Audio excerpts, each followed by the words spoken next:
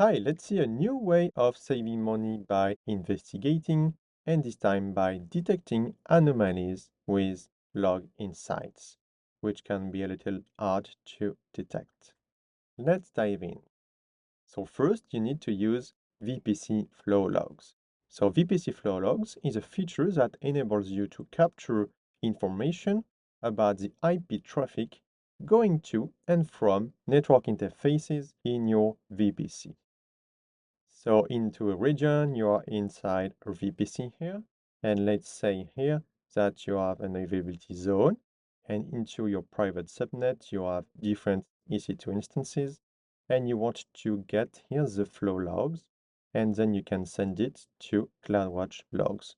So you can create a flow log for a VPC, but also a subnet or a network interface.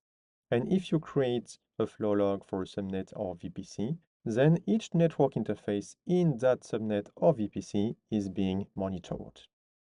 To create a flow log, you need to specify first the resource for which to create the flow log, then the type of traffic to capture between accepted traffic, rejected traffic, or all traffic, and finally the destinations to which you want to publish the flow log data. So either the CloudWatch logs, S3, or Amazon Data Firehose. So then, after creating a flow log, you can retrieve and view the flow log's records. This can help you with several tasks, such as diagnosing overly restrictive security group rules, but also monitoring the traffic that is reaching your instance, and finally determining the direction of the traffic to and from the network interfaces. And so if you publish the flow log to CloudWatch logs, then you can query it using log insight. So using log insight here, you can see that you can select here a VPC flow log group, and then you have to put your query here. You can also use sample queries directly from the AWS documentation, and then you have to run the query.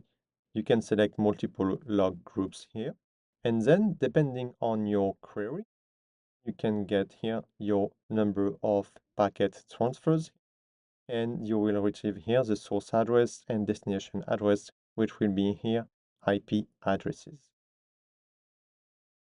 Let's review one personal example. So while doing FinOps, I noticed an excessive cost on NAT gateways in the bills, so into the billing service. Then using AWS flow logs and log insight queries, I was able to find high source traffic for multiple online Datadog IP addresses. So in the samples query here, you can use the NAT gateway to and from the NAT gateway traffic here, and you got three results. Source address, which was here Datadog. Destination address was here my NAT gateway, and the byte transfer, so this is an example, but all the main byte transfer here was coming from the IP addresses from Datadog.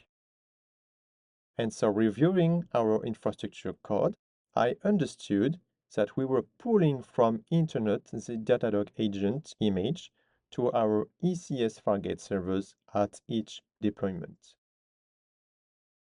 So we were using here AWS Fargate with task, so into ECS service, into a private subnet, and then at each deployment, we were pulling from our NAT gateway here directly into the internet gateway, and we were getting each time our Datadog agent from the internet. And so to resolve that, I had to host the Datadog image agent directly on our ECR, our image repository here, directly into our same VPC, and then the NAT gateway cost disappeared the next day, and that action only saved more than $550 per day. So we've just seen that you can use log insights to find cost anomalies. It can be a valuable resource for identifying and addressing cost anomalies in your AWS environment. And let's see some example here. First one will be for unused or underused resources. So you can see if there is any network traffic to and from these resources, and if not, they might be candidate for termination or resizing. Then you can also use it for excessive data transfer. You can detect high volumes of data transfer between availability zones or regions, which can incur additional costs. You can also use it for unauthorized or malicious traffic. So you can identify unusual traffic patterns that may indicate unauthorized access or malicious activity, such as data exfiltration. And finally, you can also use it for high traffic from specific IPs or services. And then you can identify specific IP addresses or services generating a disproportionate amount of traffic, which might indicate inefficient application design. To fix it, it might be a little hard here because you need really to understand here your workload's traffic usage to be able to find the anomalies. But first, you need to create a VPC flow log group and publish it on CloudWatch logs. And then you can use the sample queries provided by AWS to investigate the traffic.